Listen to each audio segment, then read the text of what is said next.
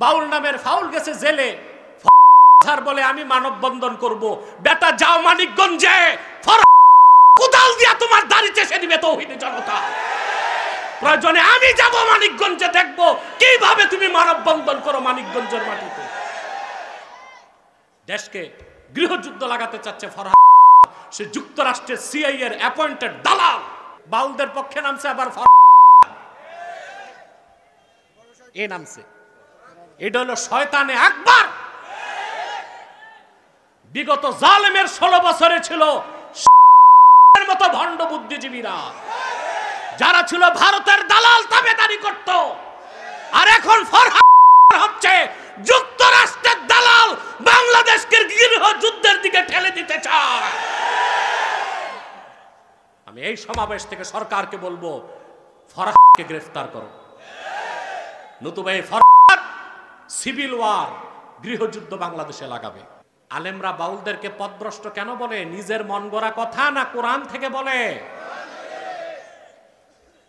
বাউলরা তো রাসূলুল্লাহর দ্বীনকেই মানে না, শরীয়তকেই মানে না, ওরা লালনের ধর্ম মানে। মুসলমান বলা যায়?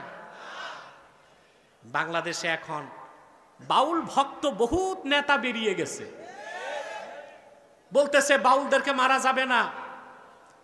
তৌহিদি জনতা পায়ে পা পাড়া দিয়ে লাগে নাই। বাউলদের নেতা ভণ্ডটা বলেছে আল্লাহর শানে বেয়াদবি করেছে। এমন হতো কোথাও বাউল গান হচ্ছে, আলেমরা যে মারপিট করে ভাঙছে, তাইলে বুঝতাম এটা অন্যায় হয়েছে। বাউলরা গান করতেছে, আলেমরা যে কি করছে, মারছে, এটাকে বলা যেত অন্যায় হয়েছে, আইন হাতে তুলছে কেন? কিন্তু বাউলদের নেতা যাকে গ্রেফতার করা হয়েছে, সে আমার আল্লাহর শানে চরম ধৃষ্টতাপূর্ণ বেয়াদবিমূলক বক্তব্য দিয়েছে। তার তো ফাঁসি দরকার, করছে গ্রেফতার। এতে বাউলরা তার মুক্তির জন্য নামতেছে, বাউলদের পক্ষে নামছে আবার এ নামছে, এটা হলো শয়তানে আকবার।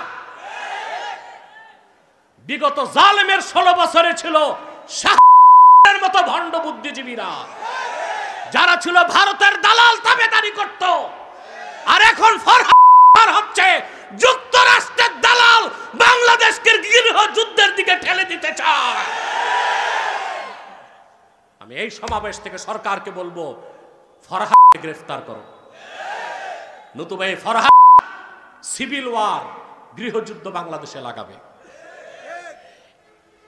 আমেরিকা চায় না বাংলাদেশ ইলেকশন হোক, ও চায় রাজনৈতিক দলগুলো লড়াই করবে, সিভিল ওয়ার হবে, গৃহযুদ্ধ। আর তাতে সে যেভাবে সিরিয়াকে দখল করছে, আফগানকে দখল করছে, লিবিয়াকে দখল করছে, আমার দেশে এসে দখল করে বসবে, খনিজ সম্পদ চুরি করে খাবে। একদিকে হাসিনার রায় হয়েছে, আরেকদিকে বন্দর দিয়ে দেওয়া হয়েছে বিদেশিদের হাতে। আপনারা রায় পেয়ে মিষ্টি বিতরণ করছেন, আর বন্দর চলে গেছে বেঈমানের হাতে। Laldia port, Pangaon port, new mooring container terminal, তিনটা পোর্টকে সুইজারল্যান্ড, নেদারল্যান্ড, ইসরায়েলের হাতে তুলে দেওয়া হয়েছে। বাংলাদেশের স্বাধীনতা এটা একটা আঘাত দেওয়া হয়েছে। এখন মুসলমান ভারতীয় আগ্রাসন মানি না, যুক্তরাষ্ট্রের আগ্রাসনকে মেনে নিব না বাংলাদেশে।